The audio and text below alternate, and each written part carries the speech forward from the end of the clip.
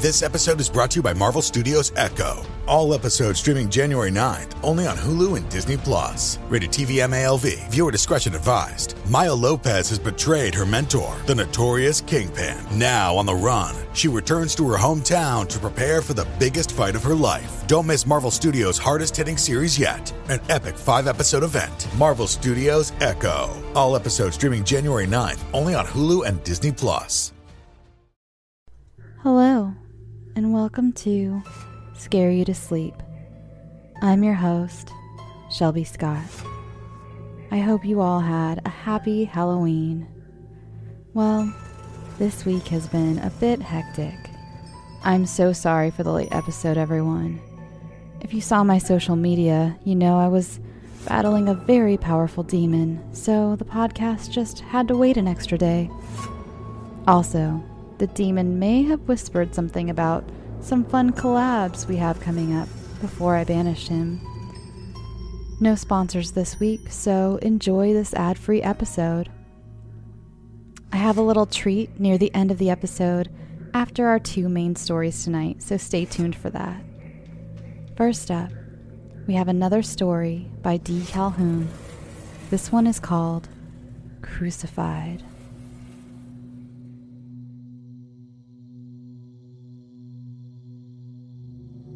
His knees nearly buckled as he was brought in through the large oak doors. The chains that bound him were thick, many, and heavy. He grunted with each step, and his head and eyes remained lowered. He was adorned in heavy robes as well, and the aforementioned chains snaked and looped over, around, and even through these robes. The tribunal watched his every move, even though he was flanked on both sides by armed guards. Not armed in the commonly known sense, mind you, but outfitted with electrical prods to keep him from moving. The effect was particularly brutal when one of the prods struck the chains, as that carried the jolt all over his body.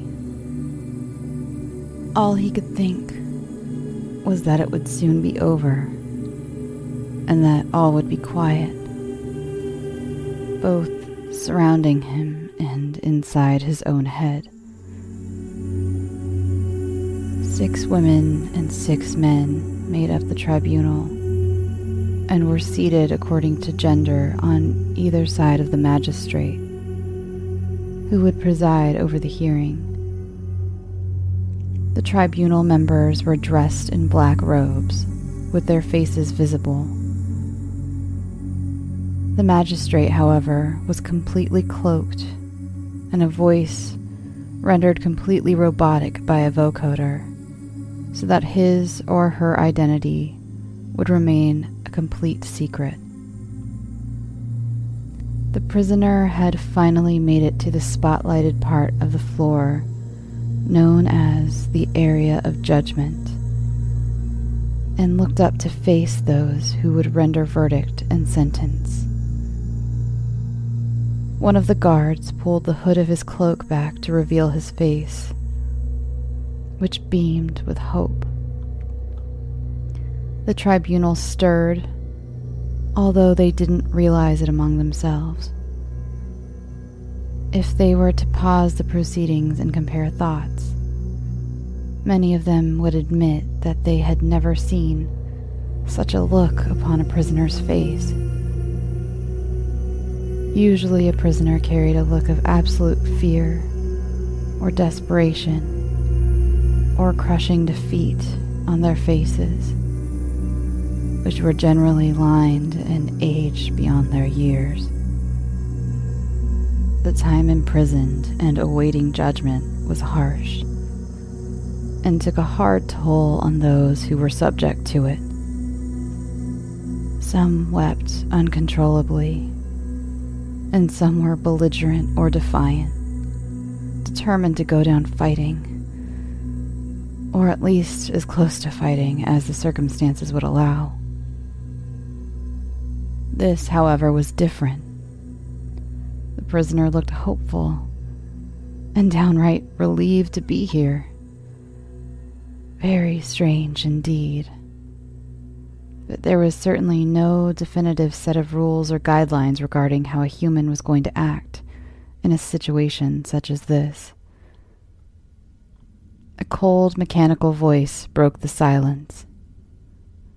"What are the crimes of this prisoner?" the magistrate asked. The tribunal members rose to their feet. For generations, the tribunal members had spoken in unison, as one voice, learning and studying and memorizing the accusations as a group. As to those accusations completely drummed into their collective psyche, this would allow them, as a collective, to fully understand the charges at hand and to bring about a clear and concise punishment for those charges. The 12 unified voices spoke. "This man has corrupted and preyed upon the innocent, the pure, the naive, and the unknowing. He wallows in indecency and wears its smudge like a badge of honor. He has reveled in a life of deceit and would feign ignorance of that deceit if confronted with or questioned about. He can question no longer." The man stood, unflinching, completely unresponsive to the accusations. The unnerving calm seemed to radiate from him. A sense of peace. "The acts of immorality committed by this man would fill ledger upon ledger," the tribunal continued.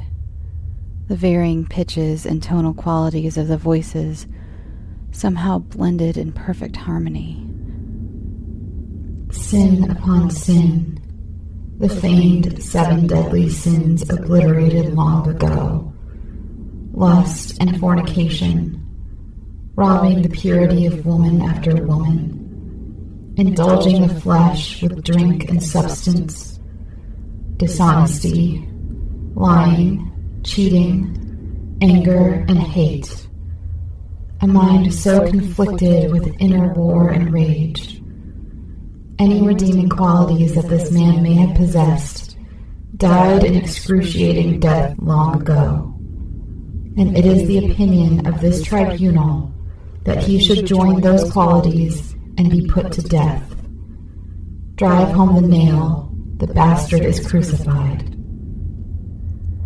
At these words, the man did react, if only for less than a second.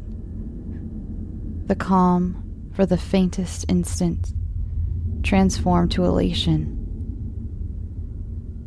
Had any of the tribunal been looking directly into his eyes at that nanosecond, they would have seen the shift in his expression, although none would have recognized it for what it was. They would have disregarded it as the tick of a condemned man, and would listen as the sound of their voices decayed into silence while waiting for the magistrate to respond. There was a long silence, longer than any of this tribunal could ever remember. They stood still and waited for the magistrate to speak. The magistrate was choosing words carefully because this magistrate had seen the man's reaction and knew what it was. After long moments of careful consideration, the magistrate finally spoke. "Look upon this wicked, wicked thing before you." The voice from the vocoder rattled. The voice addressed the tribunal, not the man in chains before them. At this, the tribunal members shifted their gaze from the accused to the magistrate seated between them. "All of the things you say about this man are true," the magistrate spoke. He is guilty 1,000 times over and has zero remorse for his actions. What is more distressing is that he would have done far more and far worse had the opportunity presented itself. There is a very old saying which says, "It's the thought that counts." Keeping this adage in mind, this cretin could be crucified based upon his sheer desire to do wrong. If desire of that nature so happened to be punishable. Alas, these ponderings for another time, and this man's actions condemn him well enough on their own. There, however, will be no crucifixion on this day. As the magistrate's words reverberated in the large hall, the weight of their meaning dropped the man to his knees. The guards pulled him back to his feet as tears began to stream down his face. The tribunal looked on, and understanding swept over them. The magistrate continued. The punishment for this man is not ours to give. To end this man's life would not serve as a punishment, because if you look into his soul, you will see that death is exactly what he wants. It is this magistrate's decision to let him exist, to be in agony. Continued life will be his punishment. It will curse him more to just let him live. As the man was led sobbing from the hall, the magistrate and tribunal turned their backs to him. As they left the chamber, they realized that a crucifixion had indeed happened that day. I did not mean to kill the things I loved. He placed the note on the basin, then pulled the box of razor blades from the medicine cabinet. He carefully removed one from the box and watched it glisten in the bathroom's bright light. He pressed the blade to his wrist. Blood began to well up in the indentation. As the blade sliced into his skin, he closed his eyes, ready to pull the blade across his arm and finally end the pain and loss. He dropped the blade into the sink and crumpled to the floor, crying. The blood from his arm smeared onto his white undershirt as he pulled himself into a ball, shivering. Yet again, he hadn't the nerve to do it. The cries became sobs. The sobs became moans. And the moans finally gave way to snoring as the man fell asleep, still in the fetal position on his bathroom floor. His last thought before drifting off was of how wonderful it would be if someone would put him to death, since he couldn't seem to muster the strength to do it for himself.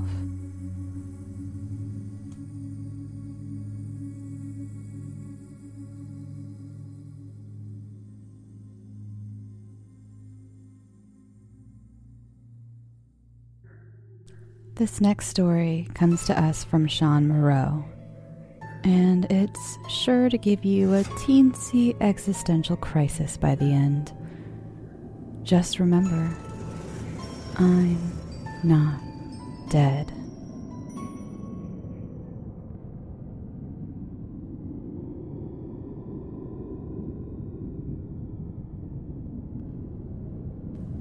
I am not dead. I used to think of that as a good thing. I remember whenever I was having a bad day, or if I was just in a bad mood, I used to close my eyes and remind myself that it could be worse. I used to remind myself that I wasn't dead. Back then, I believed that death was the worst thing that could happen to a person. I actually believed that. Now, I say the same words every morning when I wake up. I am not dead.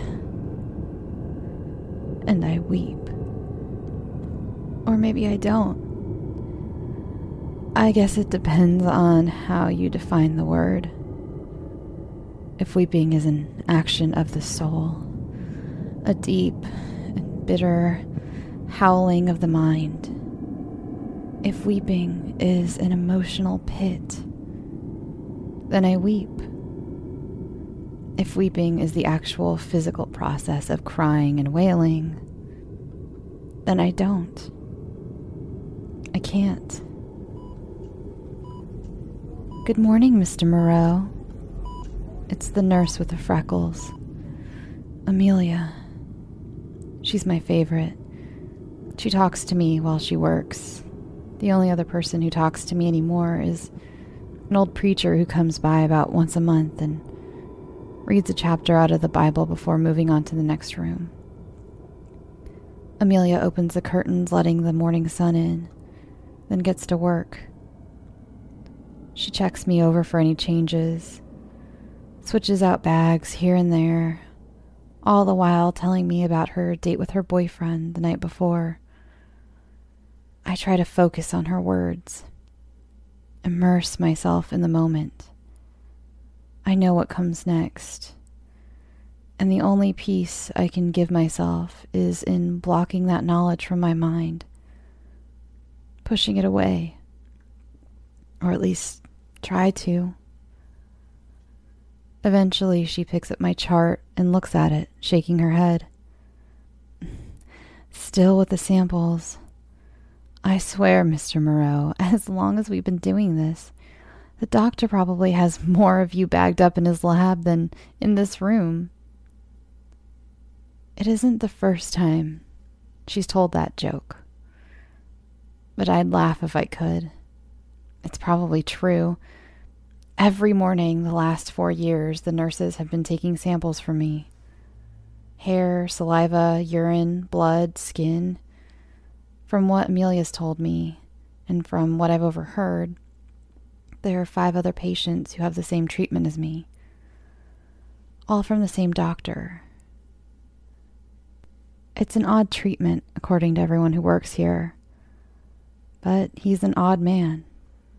A genius, they say, but an odd man. So they follow his instructions. After all, why would a doctor give his patient a treatment he didn't need? They even say he's had some success. I don't know how that can be, but sometimes I dream. After she collects the samples, the treatment begins. In my head, I'm shouting, screaming, jumping off the bed and racing towards the door. In the real world, I lie flat on my back, staring at the ceiling as she rubs an alcohol swab over the inside of my arm and prepares the first injection. It feels like someone started a fire beneath my skin. The liquid spreads through my body, and I feel every second of it. The world becomes hazy, and the pain is so intense that for a while I can't feel anything else. I can't see or hear or smell or taste. The entire world is burning, and for a brief moment I believe, as I do every morning, that this time they went too far, and I'm finally dead. It isn't until the second injection that I know I'm wrong. The second injection feels, for lack of a better word, heavy. My muscles cramp under the strain, and my limbs ache. like they're being dragged down through the bed, through the floor, down into the sewers. For the first few seconds, the experience is only mildly unpleasant, like lying under a pillow while a fat man sits on top. Then the medicine reaches my organs. My heart is the first to be affected. Suddenly, I can feel it beating in my chest, but each beat sends out a tremor, and the blows become more and more painful, like my heart is trying to beat its way down through my back and out of me. I'm surprised that I am not bouncing off the bed. Next, I feel it in my lungs. Amelia doesn't seem to notice any change in me, but I feel as though I'm being smothered. I know that air is entering my lungs, but I gain no relief from it. The world seems to spin above me. I pray for oblivion, but nobody answers me. Then the drug reaches my stomach and bowels, causing them to cramp uncontrollably. When the pain recedes enough for me to see the world again, Amelia is gone, and I feel a sense of overwhelming relief until I realize that I can taste chalk. They put the pills back into my routine. I try to shudder, but I am no more capable of that than jumping out of the window and flying to safety. The best definition of success that I ever heard was from a girl I dated back in my school days. She used to say that success was when you made enough money doing what you enjoyed doing to live the way you enjoyed living. By that definition, I was a success by the time I was 20. It just happened that the way I enjoyed living only required me to have a running van and enough food to get by on. And what I enjoyed doing amounted to playing the guitar a few hours a day on a street corner for change. I also bought and sold some weed when I could afford to, and didn't end up smoking it all myself. I told myself I wasn't going to do that forever, that I'd eventually get a band, start picking up gigs, or maybe find some rich girl to shack up with somewhere. Honestly, though, even then, I didn't think those were likely. I just didn't see any point to aspiring to the life my parents had lived. 9-to-5 jobs, thankless bosses, all so I could have kids who I never get to see. So I aspired to the unlikely and didn't care much if it ever happened. Even a blind squirrel occasionally grabs a nut, and one day I did run into a bit of good fortune. A guy I shared some weed with told me about a bar just outside of my town that had an open mic night and let the bands that kept the crowds happy have a few free beers while they were performing. It was a short enough drive that the beers covered the gas, and the girls that came in were mostly from a nearby college, which made them young enough to still be into broke musicians. It was my own personal nirvana. Until the night of the accident. Play that July Sunrise song. The bartender, a cute brunette with big boobs, pushed another beer across the counter to me. I had been trying to get into her pants for months, but she was impervious to my charms. Or maybe she was just into girls. She flirted with anyone who hit on her, but I never saw her go home with anyone. As I climbed back onto the stage, it occurred to me to wonder if she really liked my music or if she was just sending me up so I'd stop hitting on her. Not that it mattered. Every time she put me on stage, I had a fresh beer in my hand, and that was all it took to keep me happy.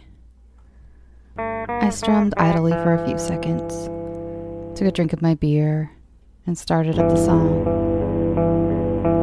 The bar was almost empty, not counting me and the bartender. There were all of 3 people in the place that usually fit 100. It was spring break and most of the kids were gone. But since open mic doesn't cost management anything but a few drinks, they kept it on the schedule. I didn't much care about the how and why of it. What little money I'd had that morning was still in my pocket, and my head was buzzing like a mason jar full of flies. I finished up July Sunrise and moved into Ode to a Girl I Barely Remember, giving the bartender a sly wink. A few lines in, the doors opened and 2 men walked in. They weren't regulars, and they weren't college students. As drunk as I was, they still seemed out of place. For starters, they were too old for the bar. At 27, I was usually one of the oldest people in the room. These 2 were in their 40s, at least. Both were bald. Not balding, and not with close-cut hair. They were completely bald. They were both dressed in button-down shirts and slacks. But the thing that made them stand out the most was the way they moved. Well, not how they moved, but how they moved together.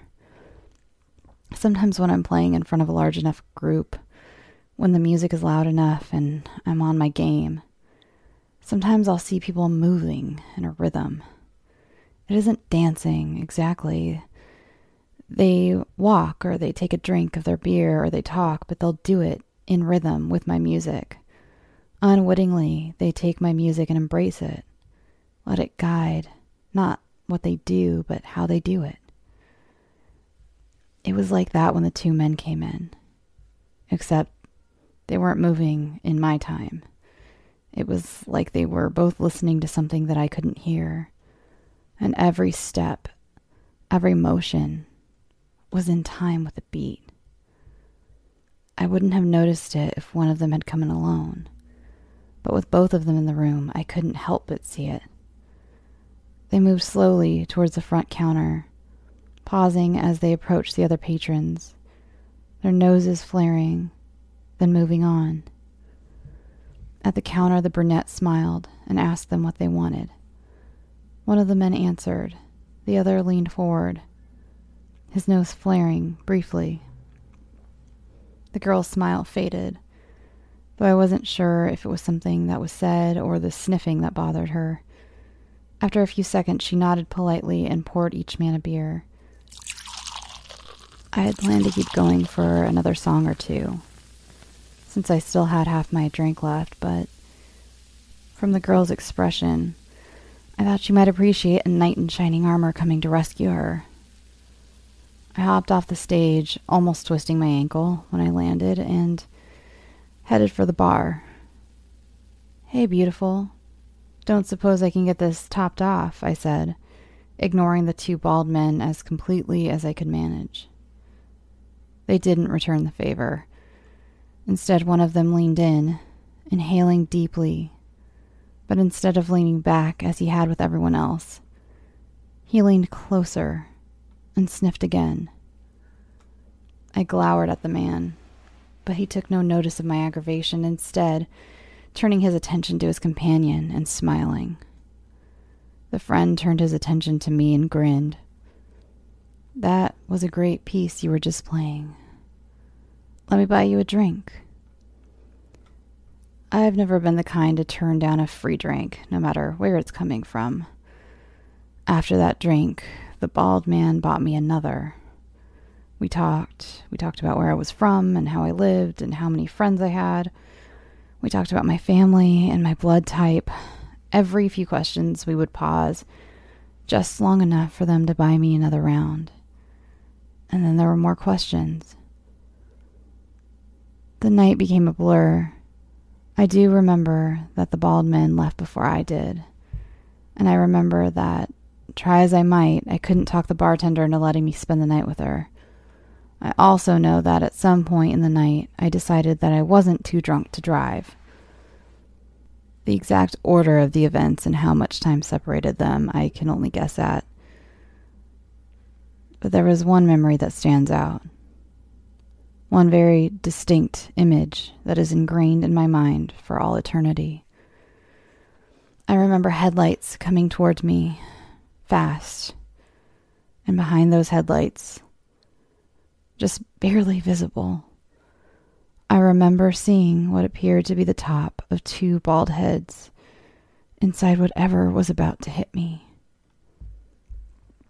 And then I woke up. In the hospital, I was alone. I was paralyzed. Not dead yet. That's what I told myself. I wasn't dead. And as long as I wasn't dead, there was hope. As long as I wasn't dead, there were things to look forward to. As long as I wasn't dead, I could know that things weren't as bad as they could be because I could be dead. Nurses came and went, checking on me. I tried to signal them, tried to get their attention by blinking or twitching a finger or sheer force of will, all to no end. Then I met the doctor. He moved oddly, I thought. It was like he was trying too hard. It was like he had only recently gotten his body. Like he was thinking about each motion, mimicking what he'd seen, not simply moving the way people do. And he was bald. Completely bald, like the men I'd met at the bar. Then he touched me. I hadn't thought about it when the nurses were taking their samples and measurements, the fact that I could still feel. But I thought about it when he touched me. I thought about it because he felt so wrong. His skin was too stiff. Not like skin, but a glove made to look like skin. As he took his measurements, his eyes caught mine. And in an instant, I knew. I knew that he knew. He wasn't looking into the eyes of someone he thought was a vegetable. He was looking into the eyes of a human being. He was looking into the eyes of a desperate, miserable man, and he was pleased. He was enjoying my suffering. He hated me. Truly hated me. If I could have moved, I would have torn away from his touch. I would have run from the room. But I couldn't. Hey there, it's the new year. You've got mood boards and resolutions, and work is back in full swing, and you don't need any extra stress in your life. And Factor's ready-to-eat meal delivery takes the stress out of meal planning and sets you up for success in the new year. Skip the grocery stores, prep work, and cooking fatigue. Instead, get chef-crafted, dietitian-approved meals delivered right to your door, with over 35 meals to choose from per week, including options like keto, calorie smart, vegan plus veggie, and more. Plus over 55 weekly add-ons. You'll have a ton of nutritious and flavorful options to kickstart your resolutions. Forget frantic lunch preps and rush dinners. Factor's 2-minute meals are your secret weapon in the new year. Fuel up fast with restaurant-quality meals, all delivered right to your door. Factor now offers loads of snack options like breakfast, smoothies, juices, snacks, and more to keep me going no matter what's on the schedule. Skip the overpriced takeout trap. Factor is cheaper and way more delicious than takeout. Get chef-crafted, restaurant-quality meals delivered right to your door. They are ready to heat and eat in just 2 minutes, which means more time for you. Need a special occasion meal? Gourmet Plus is the perfect solution if you're looking for fast, upscale options done easily. When things get hectic, Factor is flexible. Change up your order every week with plans from 4 to 18 meals per week. Or pause or reschedule your deliveries anytime. Stress less over meal times in the new year. Factor's no prep, no mess meals free up time otherwise spent on shopping, cooking, and cleanup.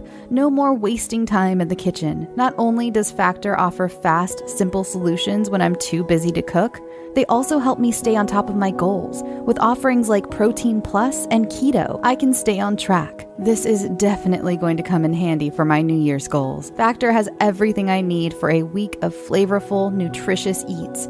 In addition to ready-to-eat meals, they have cold-pressed juices, smoothies, energy bites, extra protein, veggie sides, and more to keep me energized during frantic times. Head to factormeals.com/scareyoutosleep50 and use code scareyoutosleep50 to get 50% off. That's code ScareYouToSleep50 at factormeals.com. The next day, the injections started. Such pain. I'd never known that kind of pain. I'd been beaten before. I'd been in accidents and come down with diseases that made me pray for death. I'd suffered before that day, or at least I thought I had. The injections were more than I could handle, more than I could think about. I went mad. I know I did. The world twisted around me. The meaning of everything changed. I left my body, or at least I convinced myself that I had. Floating through the world, tethered to my body by a thread. The universe compressed into the size of a small hospital room, and my pain became 1 billion supernovas. My mouth became a black hole, swallowing my screams before they could leave me. I don't know how long I laid there, curled up in the comfort of madness. It could have been hours or days. Eventually I returned to myself, though when the next morning came and another series of injections coursed through my veins, I regretted my sanity. It didn't take me long to start hating the nurses. I knew they didn't know what they were doing, but it was hard to care about that when I was suffering such agonies at their hands. But as much as I hated them, I hated the doctor 1,000 times more, and I feared him with equal measure. If I'd known what was still in store for me, I would have feared him more. The chalky taste fades in about an hour, and as soon as it's gone, I try to convince myself that it wasn't there at all, that I was mistaken. I don't believe it. I never believe it. I just want to. The first year in the hospital, I passed the time by counting the holes in the tile over my head. I named them. I made up stories about them. Lineages and relationships, affairs and wars, treaties and betrayals. I calculated a rough estimate of the number of holes in all the tiles in my room. I named them. I made up songs about them and sang them over and over again. My second year in the hospital, I decided to relive my life. All the parts I could remember, in as vivid of detail as I could manage. Sadly, I hadn't paid much attention to my life, and the alcohol and drugs had wiped away a lot. I could only come up with enough memories for 8.5 months. After that, I switched to the Zen approach. I try to live in the moment as completely as I can. I try to focus on each second, each ticking of the clock, and see that instant as an eternity to itself. Actually, I'm not sure if that's Zen or not. I didn't learn much about Eastern philosophy before I got turned into a vegetable, and I can't exactly go looking it up now. Anyhow, sometimes it works. Sometimes it doesn't. They wait until night to come. I don't know if it takes that long for the chalky tasting medicine to take effect, or if the night nurse is the only one who's in on it. But they always wait until night. Then they come. 2 of them. The doctor and his assistant. Both smell odd, and both are bald. They unplug me from my machines and take me down the hall to the elevator. I try to focus on the sounds from the rooms that we pass. Mostly their snores, Sometimes I hear patients muttering, sometimes groaning. And then we're in the elevator. Descending. I swear it gets hotter as we go. Like we're falling into the bowels of hell. Actually, it isn't heat. It's fear. Terror. Eventually we stop and they pull me out of the elevator and down the hall. The heat disappears as they drag me into the operating room. Actually, it's the morgue. I know because of the smell and the cold. And because once, after they pulled the lamp over me, but just before they turned it on, I could see bodies reflected in it. They strip me of my clothes and lay me on an icy table. Then they begin cutting. They cut into me, into my stomach. Precise cuts, always in the same place. They slice me open and I try to scream. Try to throw myself off the cold metal square. I feel the knives slicing into me. Cold, hard, invasive things, violating the core of my being. It goes on, and when I think I cannot possibly go on any longer, that they must have sliced every nerve and severed every part of me an inch at a time, they cut some more. I wish I could pass out from the pain. I wish I could block it out or meditate my way to some kind of peaceful oblivion. But I can't. Eventually, though, they do finish, and both men set down their blades. That's when the assistant disappears from view. I can hear him, still in the room. He walks to something close by, a refrigerator, I think, which he opens, and then he returns. He has a metal container, stainless steel, and covered in ice. Though the assistant holds it with his bare hands, unconcerned with the cold. The doctor removes the top and reaches in, digging through whatever is inside for a few seconds before removing a slimy, squishy ball.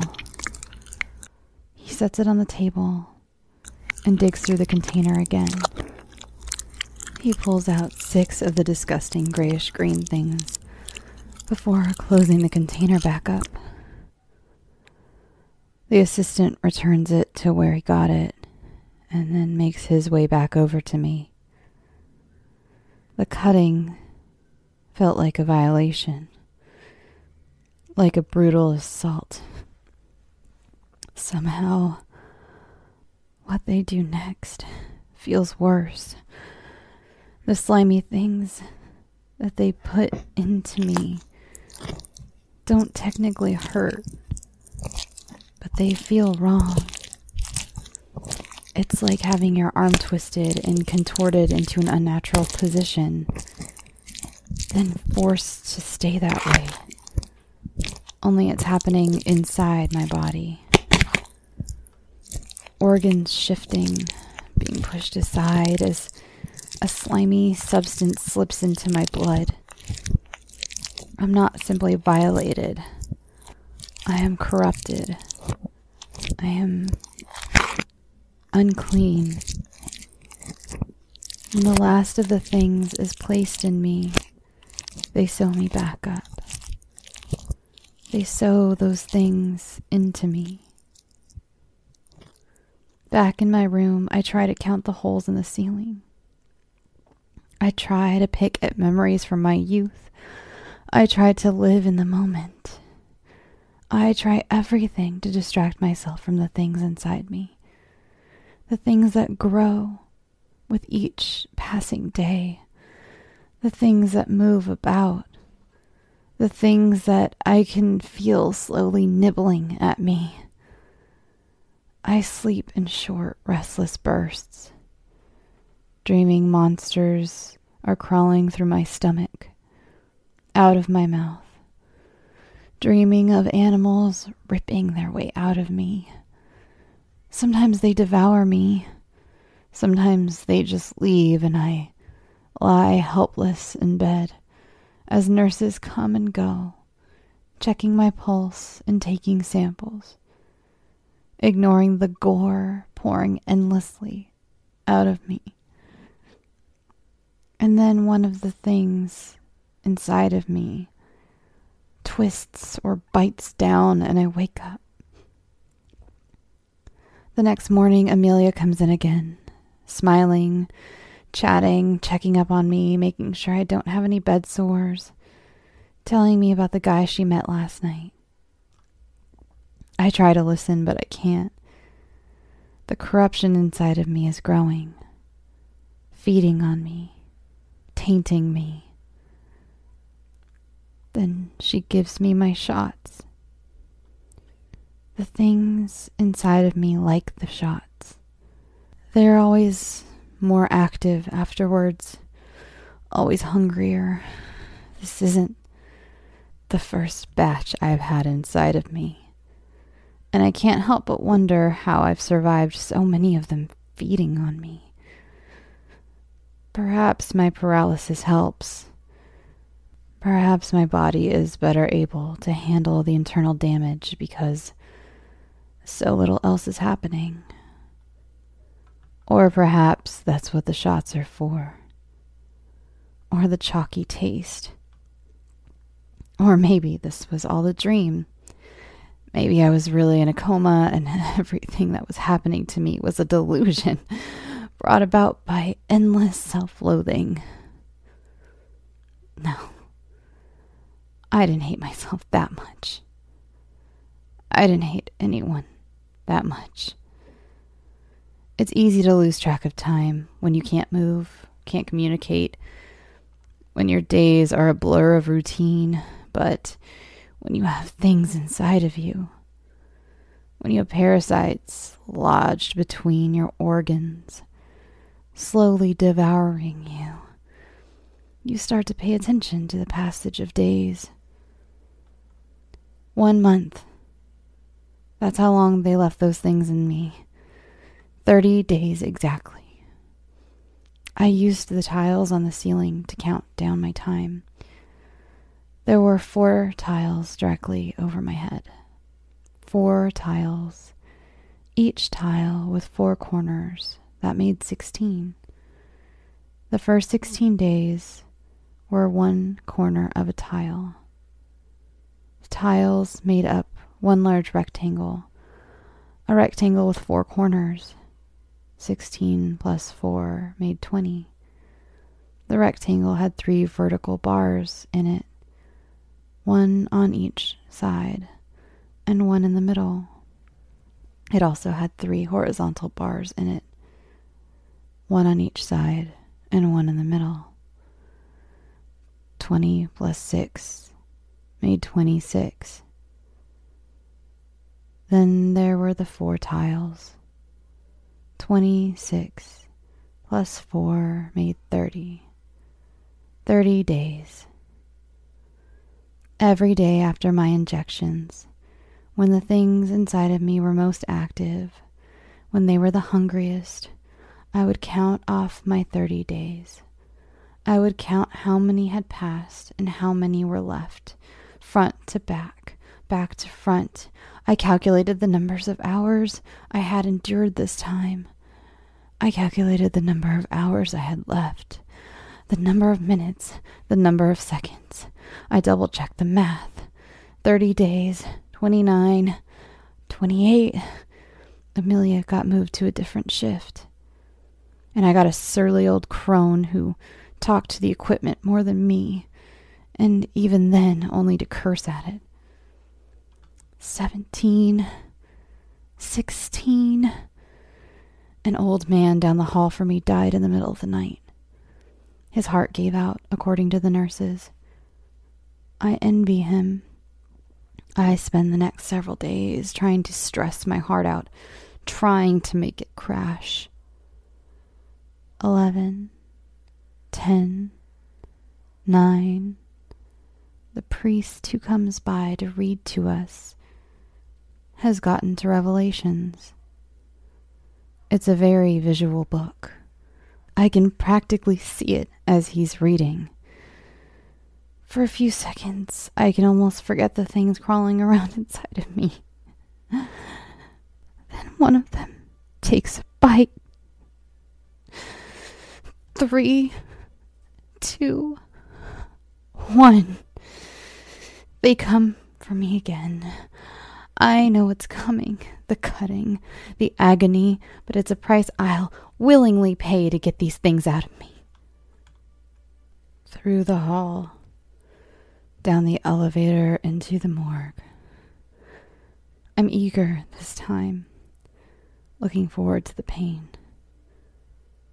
They cut me open and I almost black out.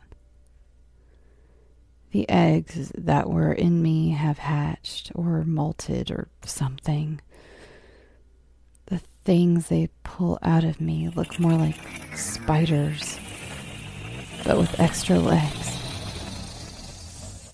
The doctor and his assistant handle them carefully, lovingly. They move them off me and into something nearby. One of the dead bodies, I think. I hear a crunching sound as the creature begins to eat their new host with reckless abandon. I want to throw up. The doctor and his assistant pause, looking down at me. I wish they'd get on with it. The sewing isn't pleasant, but once it's over, I'm back to plain old ordinary misery again. I look forward to that. He won't be able to handle another batch, the doctor says. I'm surprised. They never talk. He might be able to handle 3, the assistant argues. No. The doctor shakes his head and pokes at something inside of me. He's done. Done? Am I done? Will they finally let me die? The assistant nods and moves out of my view. The doctor leans in, pulling a pen light, which he uses to check my eyes. Time for your miracle cure, Mr. Moreau. Cure? I stare at him, confused. He can't cure me. With everything I know, with everything they've done to me, he can't risk me living. He can't. The assistant steps back into view. There's something on his shoulder. It looks like the things they've pulled out of me, but larger. A giant spider with many limbs. But they aren't limbs. Not like a human's. Not even like a spider. They're tentacles. Long, thin things. The creature slithers down the assistant's arm and into the gaping hole in me. The corruption I felt before, the tainted feeling at having the young creatures in me is nothing next to this. Even paralyzed, I can feel my body reacting, twitching, trying to reject the thing. To no avail.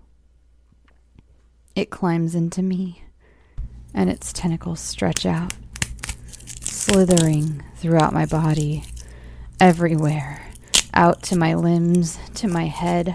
I feel things cracking inside of me, bones breaking, muscle tearing. This thing, this creature, makes room for itself. The last tentacle, the slowest of the bunch, slithers along my spine, along the inside It climbs up and up. My body spasms as it climbs through my spine and into my brain. The two men watch, faces expressionless. Finally, the doctor reaches down, pulling my skin back into place and begins sewing me back together. As he does, I move. My hand raises up in front of me, and my head turns to look at it. My fingers curl into a fist and then uncurl. But it isn't me moving them. It isn't me. I sit up. No, not me. It sits up. The thing wearing me sits up and looks around. Do you know who you are? The doctor asks. The thing wearing me opens my mouth, then closes it. I can feel something happening in my brain. Not physically. The brain doesn't have any nerves, but I can feel something. The thing wearing me opens my mouth again, using me like a puppet. Its slimy tentacles manipulating my body from the inside in a way that makes me feel ill. Moreau, the thing says. Good, the doctor pats his shoulder. Lay back down. We need to take you back to your room. Tomorrow night we'll practice more. The thing wearing me lies back down and closes its eyes. I scream. In my mind, I howl and grind my teeth. I weep. In my mind.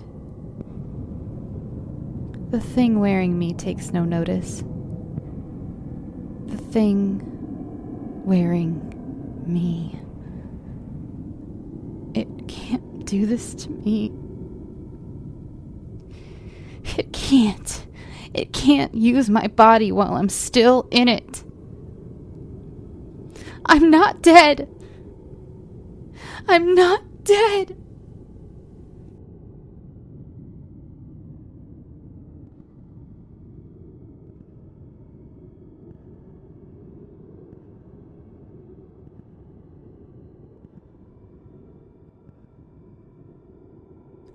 And here is the treat I promised you.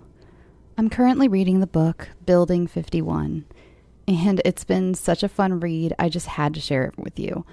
Author Jennifer L. Place gave me permission to read a chapter to you.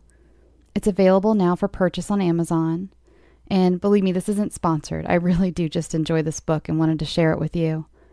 For a little more context, here is what Building 51 is about. Partially burned and completely abandoned, the Hudson River State Hospital for the Insane stands as a crumbling reminder of the dark early days of the treatment of the mentally ill. While the hospital was touted as revolutionary, it was more of a warehouse. Shock treatment, lobotomies, and straitjackets weren't scary stories. They were the reality. For 140 years, unspeakable acts happened within the hospital's walls and wards, and it was not only the patients who committed them. In Building 51, a group of 7 friends exploring the ruins discover a room full of old, battered suitcases. Why were they still there? Because their owners never left, and they're excited to have visitors. Now, here is a chapter From Building 51. Adam continued forward, his movements almost dreamlike. He barely heard the door close. He was deaf to George's screams of concern from the hallway. He merely moved on toward the shadow in the corner, reaching out his injured arm as if to brush away the darkness, like loathsome cobwebs. As his fingers permeated the darkness, it seemed to dissolve around him. The light in the room changed, growing brighter. Surprised, he looked around once again and was unsettled to see that it was different somehow. Had the shadows made it appear dimmer when he first entered? The paint on the walls was no longer peeling. It looked fresh and unblemished. The light fixtures were unbroken and glowing softly.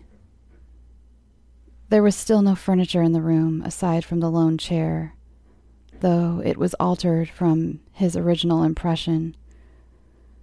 It was as if the chair had just been placed inside the room. The vinyl appeared brand new, the metal gleaming. Movement from the rear corner of the room drew his attention once again. Where there had been but a shadow, there was now the figure of a man standing there, facing the wall. The figure was tall, easily 6 feet, but slight in build. He had long, scraggly brown hair, which fell past his shoulders in knots and snarls. One arm hung against his body, which was clad in a powder blue hospital johnny. The snaps at the back were done up improperly, making the material hang askew. Filthy boxer shorts peeking out at the bottom. Bewildered, Adam glanced around the room again, unsure if he was imagining this. Had he pivoted all the way, he would have seen Georgia's face at the window, her small fist banging against the glass in a vain attempt to gain his attention.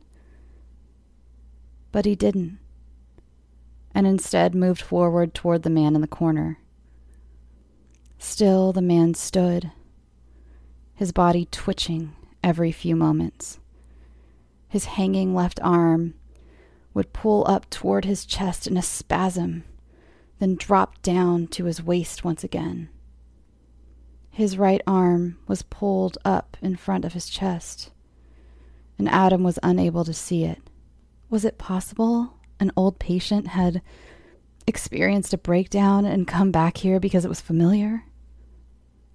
Unlikely as it may seem, Adam didn't believe it was out of the realm of possibility. Certainly stranger things must have happened to people who had lived here. "Excuse me?" he stammered, unsure of what to say and feeling stupid as he spoke. He took another hesitant step toward the man. "Are you lost? Can I help you?" "No help," the man replied, sounding more like moaning than words. Adam stopped moving, feeling frozen as the other man began to turn toward him from the corner. As the man pivoted, Adam could see his knobby knees on the naked legs. The front of the johnny was as cockeyed and dirty as the back. There were streaks of what Adam first believed was dirt or mud down the front, thin trails leading down from the neckline. He glanced up quickly to the face, which was neither young nor old. It was a wasted face, a sad face. It was gaunt, cheeks covered in graying beard and stubble. He had a hooked nose and thin lips, which moved soundlessly as he attempted to speak further. Adam noticed the eyes, which were terrified and angry, and something else about the eyes. He was unable to discern the detail at first. The sum of the parts he'd been observing, unable to come together to a whole. And then Adam saw it. He was bleeding from the inner corner of one eye, nearest the bridge of the nose. A rivulet of blood had coursed its way down the man's face, before drying there, looking like an angry welt. The blood trail continued down his face to the gown he wore. It was not dirt, as Adam had initially thought. It was blood, all blood. Adam's eyes were drawn to the man's hands, which he had been previously hiding from view. He was gripping what appeared to be a spike in one hand and a hammer in the other. Panicked, Adam looked the man in the eye. The terror he had believed he saw in those eyes earlier was gone, replaced with eager excitement. No help. No help. No help, the man repeated, moving toward Adam with surprising speed. The man in the gown was on Adam before he ever had a chance to react. The man knocked Adam backward, falling into the chair in the center of the room. The patient, or whatever he was, straddled him, long legs pinning Adam's on either side. He was strong, far stronger than Adam anticipated as he frantically struggled to free himself. Words had been replaced with a high, keening wail from the lips of the patient. He reached his left hand to the back of Adam's head, gripping a fistful of hair and yanking his head back toward the floor. The man moved one of his legs, pinning Adam beneath a bony kneecap upon his chest. The spike was cold as it was inserted, almost gently into the corner of Adam's eye socket, sliding easily through the soft meat. It held in place, standing upright. Adam's eyes rolled, attempting to see around the obstruction. Adam screamed in horror as he felt his bladder release. Warmth he barely noticed soaking his jeans. The light reflected off the metal hammer as the man raised it high in the air, preparing to strike. Thanks for listening. I hope you enjoyed this week's episode. Apologies again for my tardiness. Please send me your stories. For the first time since the show started, I'm actually running low, so if you've had an idea rattling around in your head or you've been putting off sending one in, now is the time to do it. Send all stories to scareyoutosleep@gmail.com. Also, thank you so much to those of you who joined my live stream on Sunday. It was so much fun, and I hope to do one again soon. Now, for Patreon shoutouts. If you'd like to become a Patreon donor, just visit patreon.com/scareyoutosleep to check out the different tiers. My eternal gratitude to Katie Iyer and Kristen Minnis. Thank you so much, you guys, and I apologize again if I butchered your names. You can follow the show on social media, Instagram and Twitter @scareyoutosleep. Join the Facebook group. That's where I have done 2 live streams now. If you aren't being asked any questions, then you have found the page, not the group. But there is a link to the group on the page. And please answer the questions. It just helps us to know if you're going to try to sell us Bitcoin or Amway or not. I think that's all for now. Go check out Jen's book. I will leave a link in the show notes. Now, go get some sleep. Sweet dreams.